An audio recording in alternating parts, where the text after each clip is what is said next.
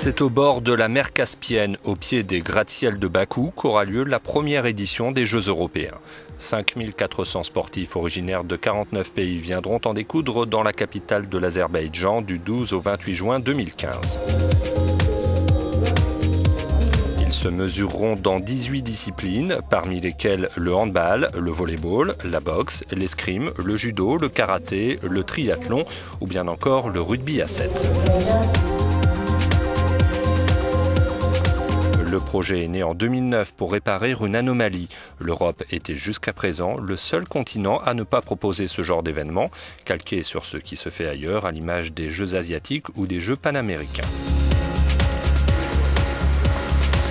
La compétition devrait se dérouler tous les 4 ans, l'année précédant les JO, avec l'ambition affichée de servir de répétition générale pour les sportifs européens visant la récompense suprême. Les épreuves se disputeront dans 21 sites. Certains sont en construction, d'autres sont déjà prêts, comme ont pu le constater les experts en visite d'inspection à Bakou. C'est le cas notamment du hall de cristal qui peut servir à la fois de salle de spectacle et de salle omnisport et qui a accueilli le 57e concours Eurovision de la chanson en mai 2012. L'Irlandais Patrick Hickey, le président des comités olympiques européens, s'en souvient très bien, lui qui est l'initiateur de ces Jeux européens. Je suis très impressionné par le hall de cristal. Je suis déjà venu ici avant. J'étais là en fait pour le concours de l'Eurovision, donc je sais à quel point c'est un lieu merveilleux. Je pense que ça va créer une super atmosphère pour les athlètes et pour les fans. Je pense que ce sera superbe. Azad Raimov est le ministre de la Jeunesse et des Sports de l'Azerbaïdjan. Bien sûr, c'est très important pour un jeune pays comme le nôtre, indépendant depuis seulement 21 ans, de placer notre drapeau sur la carte du monde, de marquer notre appartenance à l'Europe et aussi d'accueillir l'Europe en Azerbaïdjan.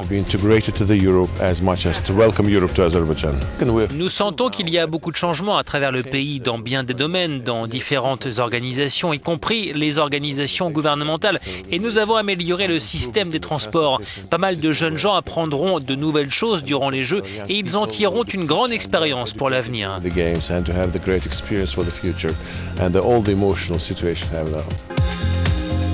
Quant aux infrastructures bâties pour les Jeux, elles seront réutilisées ultérieurement.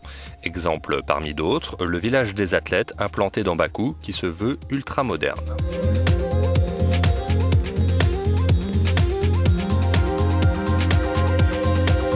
Jim Sher est le directeur des opérations exécutives au sein du comité d'organisation des Jeux de 2015. L'objectif principal pour n'importe quel village de ce type, c'est de faire en sorte que les athlètes s'y sentent bien, qu'ils n'y rencontrent aucune difficulté, aucun problème. Et je suis persuadé que ce village atteindra le standing auquel s'attendent les athlètes. Pour Bakou, ces Jeux européens sont plus qu'un lot de consolation après avoir postulé à 2 reprises, en vain, pour accueillir les Jeux olympiques. Pour 2016, c'est la ville de Rio de Janeiro qui a été choisie, et pour 2020, Tokyo, ce qui, alternance des continents oblige, laisse ses chances à l'Azerbaïdjan en vue, pourquoi pas, de 2024.